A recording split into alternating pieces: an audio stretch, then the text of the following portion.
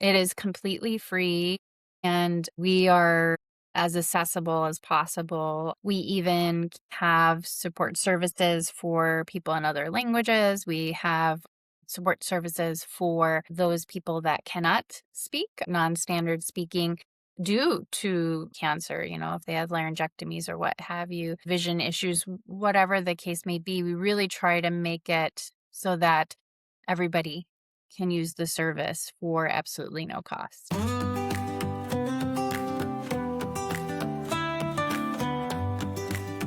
Welcome to the Inheritance of Hope podcast. Every day, 562 children lose a parent to terminal illness. They shouldn't have to face that alone.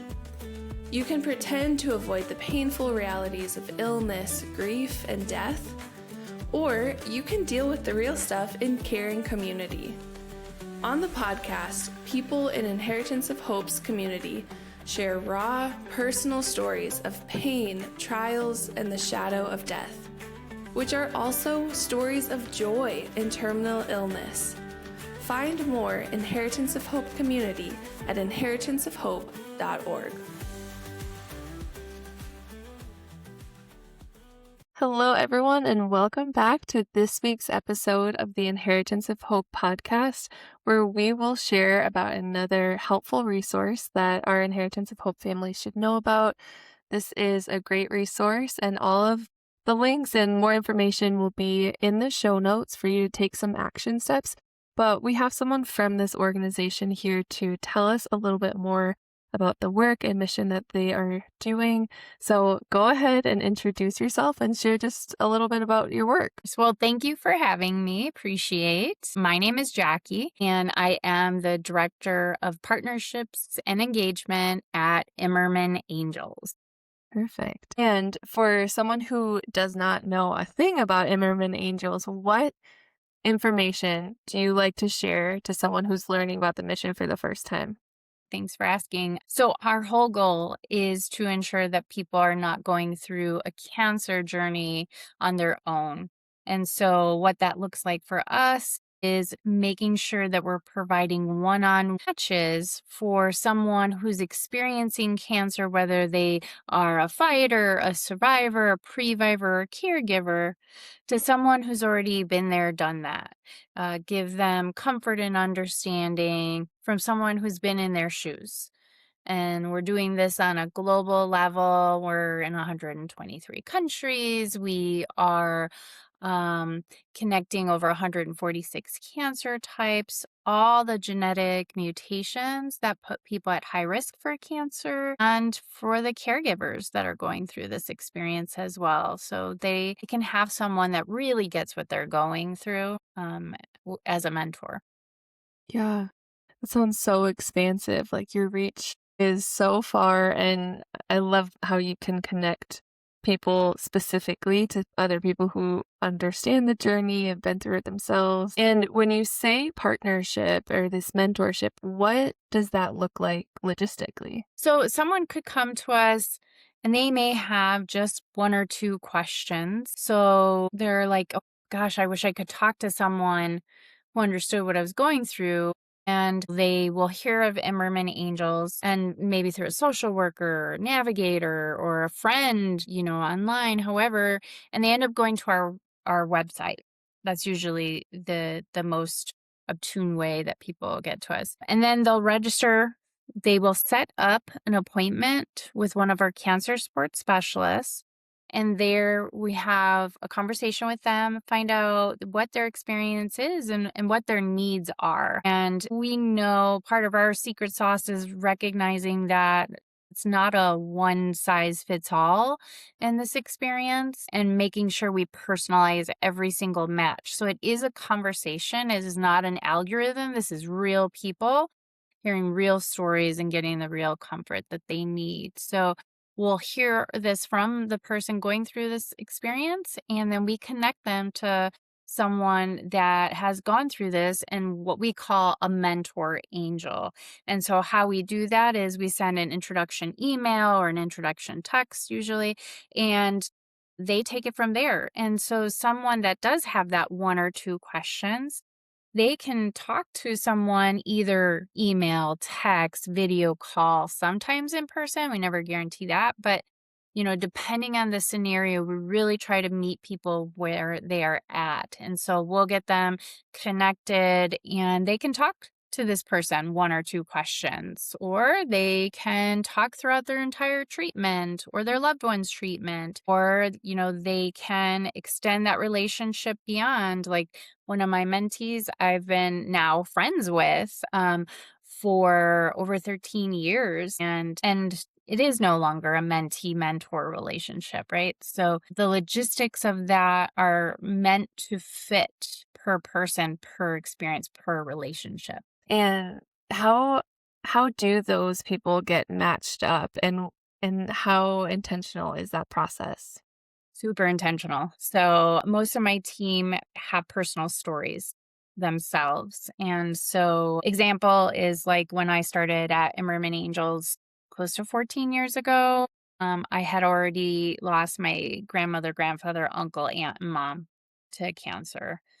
So when I was going through those experiences, I didn't have anybody that understood my needs. I didn't have anybody that had those experiences around me. And I felt very isolated and alone and just wish I had someone that I could talk to who really understood what I was going through. And so when I learned about Emmerman, I was like, oh my goodness, of course I want to be involved with this organization. Right. And so started volunteering, and then fast forward, I knew that I wasn't kidding around, and they're like, "Fine, we're gonna hire her." And was able to continue to grow within the organization and now lead this team. So, because of that experience and because of all of my team members' experiences, we know that we treat every single person with the empathy and care that we wish we would have had. And so it is super personalized. We hear from those people looking for support. What is it that they feel that they need? And how do they want to connect with someone? So we always say that we fill that empathy gap, that the medical team and even like friends and family that have not gone through this experience, while they can say, I'm sorry, or it's going to get better, or whatever the case may be, they still can't possibly know how to be that person's confidant, right? Because they haven't gone through it. And so, really making sure that we hear what people are going through and then connecting them to the right person is always key.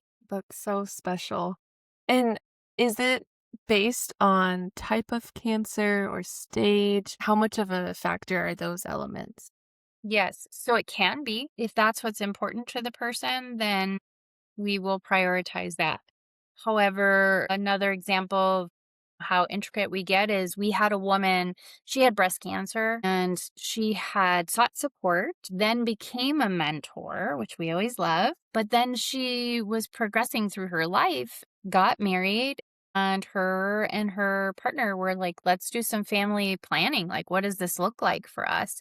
And she had no idea what this could look like because when you go through these treatments, sometimes you have issues with fertility afterwards, right? And so she requested support. And so what we ended up doing was by her needs, she said she wanted to talk to somebody who was estrogen positive and had IVF and a successful birth after that. She wanted to talk to somebody who opened a cancer type, didn't matter, did surrogacy, open a cancer type, didn't matter, but around her age who did adoption. Hmm. And then her fourth request, and this was all at the same time, was to talk to someone who just was not able to to build their family in any way. And so she really got this whole view of Mm. what could my life look like, and having those intimate conversations with something that is so emotional meant the world to her. And by the way, she's a doctor herself, and all of these matches meant so much to her that she ended up joining our board. And then finally, which is the most fun part, is she just at the beginning of the year welcomed her home her surrogate baby. What a full circle story. That's Yeah, incredible. it's wonderful. It's not all about cancer type, right? It's about experience. And that's for the fighter survivor side. The caregiver element, something that I like to break out too, specifically because I've been so inundated. So my sister got diagnosed with cancer in 2019, and I got diagnosed with skin cancer. And then we found out later that it was because we have a genetic mutation in our family called Lynch syndrome. I'm mentioning all of this because this is all opportunities for people to connect. For me, it was an opportunity for me to connect with another sibling who took care of their sister while going through breast cancer. But then also, my sister did a procedure called cold capping. That's where you get to keep your hair, or you try. And so I was on the cold capping team and was terrified. This is like a huge thing. I obviously wanted to support her in the best way, but I'd never done it before. So I looked online, but I wasn't getting what I needed. And so I was like, well, I am totally getting my own mentor. So got a mentor that had done cold capping for her sister. And what she gave me was more than anything online could ever give. Right. And I was forever grateful for that, to be able to have that relationship conversation, to be able to talk about the logistics of cold capping and the emotional impact that it would have on me. Um, that was priceless, but really didn't have that much to do with the cancer type. We can match on cancer type, but that's not always the needs. We have dads too that are now single dads because they've lost their wives to cancer. How do they tell their children? How do they move on past this loss? And so we can match those caregivers, and it does not matter what the cancer type is. Yeah, it's more about that relationship. As you're sharing, I just think about how valuable this resource is because I think everyone is desperate for answers or stories to, first off, just feel like we're not alone in whatever we're going through. But knowing that this is a resource that people can pursue in a pretty controlled environment. It's not just some stranger on the internet that Right, you have no idea who this is and they're sharing their story. How much can you trust it? right. But it's not just something you need to type into Google or ChatGPT or something. It's an actual human. And I think that is just stunning. What a beautiful model. Thank you. To relieve anybody's thoughts on this, we do train our mentors. So they have been through our training. And of course, the bulk of their training is their own experience, right? So we can't train them on that. But once they come to us, then they have gone through different pieces of training and time and all of these things, to your point of being vetted, that we know that we can trust them to be mentors for other people. Yeah. Right. And at what stage of someone's journey should they interact with Imerman Angels? Like if they maybe just got a cancer diagnosis this week or are 10 years into it, is it ever too early or too late to reach out? No.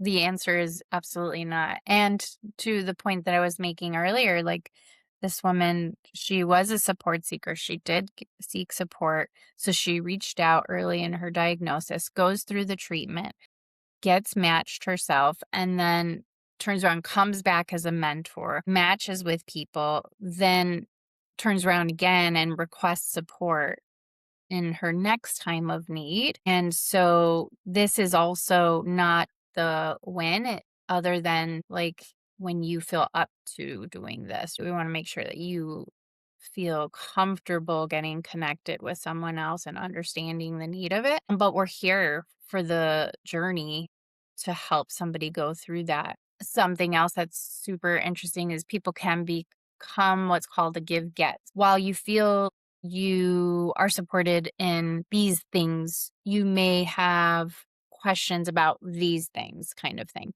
So, example, somebody that has already gone through cancer for a while and then maybe they have a recurrence, then they can actually support other people that are newly diagnosed, but then also they want support around what is a recurrence like? Right. How do you go through that? And so talk to somebody else that had a recurrence. So we can meet people where they are and the needs that they are. And we always try to let them know that we're here throughout the whole journey. It's not like you can only get matched once. So it's really trying to get their needs met. It sounds like it's ever evolving and Mhm. can cater to whatever season you're That's in. right. My mentee too, when I matched with her, I was like, "Oh my gosh, she's like my baby." I just felt so much for her. I was matched to her. She was losing her mom to lung cancer. And so we would have all these conversations and I would think about her and she goes through her journey and then her mom passes away and she needed the time to grieve and we had many conversations around that. And this is a woman that I had never met in person, right? But those conversations, we did do video chats. It was like I had known her forever. And fast forward, she felt like she was ready to give back. And so she became a mentor herself. And so then she got matched as a caregiver mentor. And she calls me and she's like, Jackie, this is what I told my mentee. Is this right? Was this the right thing to say? And I was like, I'm so proud of you. Like, I feel like I'm a grandma now. Yeah. Because she did all the right things, and Yeah. so that was a really great experience that I never expected, but now happens more frequently than I think what people would expect. We have the same thing where families who went on a retreat or were served in some way are now coming back and volunteering and making sure other people get that experience. And it feels like the same thing, like going from someone who's receiving mentorship to then providing that. It just shows this is a place where people have found healing and connection and community that in a season of life that can feel incredibly isolating. Yeah, it's like, I call it like one of the biggest compliments we could get. Are there any costs or requirements or barriers that people should know about? Absolutely not. No, it is completely free. And we want to make sure that people know that. And again, like the barriers, we are as accessible as possible. We even have support services for people in other languages. We have support services for those people that cannot speak, non standard speaking due to cancer, if they have laryngectomies or what have you, vision issues, whatever the case may be, we really try to make it so that everybody can use the service for absolutely no cost. Yeah, that's so important. And if someone is listening and feeling like they could really benefit from this situation or from Imerman Angels, what is the best way to get that process started with you all?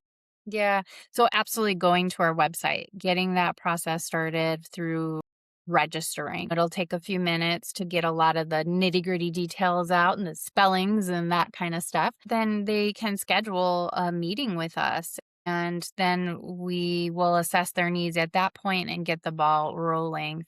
So that's the easiest way. And then there's also number two that they can call and make sure not everybody has access to Wi-Fi, so we make sure we have our number available to them. And then also through social workers, a lot of our partners at hospitals will have what's called a quick referral form, and they can just fill it out on behalf of the patient or caregiver and make sure that they get sent over to us too. So there's Mm. multiple ways that they can come to us. Yeah, sounds like accessibility is a key feature of your The big organization. thing. Yes. Yeah, because you can't say you have the support and not offer it. Right. Make Yeah, it easy for people to find it. exactly. Yeah, we try. Is there anything else that you want people to know about Imerman Angels or anything that we haven't touched on yet in this conversation? Yeah, I think that people don't understand how much experience can lend to someone that is not experienced in a situation. So, becoming a mentor angel, either as a survivor, a caregiver, previvor, can be so powerful, not only to the person you are supporting, but also to yourself. Because there's a thing called post traumatic growth. And becoming somebody's mentor really allows you to grow after your experience. Let's face it, cancer is traumatizing, right? And so We're not here to minimize the trauma, but what we can do by becoming a mentor is allow you to integrate your experience into your story and find strength in the aftermath. And it is so therapeutic and so healing. And I don't think people understand that. But it can really change their story of what has happened to me to what happens through me. And Mm. that is really powerful. And that's why we exist. It sounds like the ownership of your story, not just, Mhm. this is my story, I can't do anything about it, to like, Right. no, this is my story. I'm owning it and I have a say in what happens next. Exactly. Well, what an amazing organization. I'm so glad that we have a chance to share this with our audience and just let people know that Imerman Angels exists. And so thank you, Jackie, for taking some time today to tell us all about it. Yeah. My honor. Thank you for having me.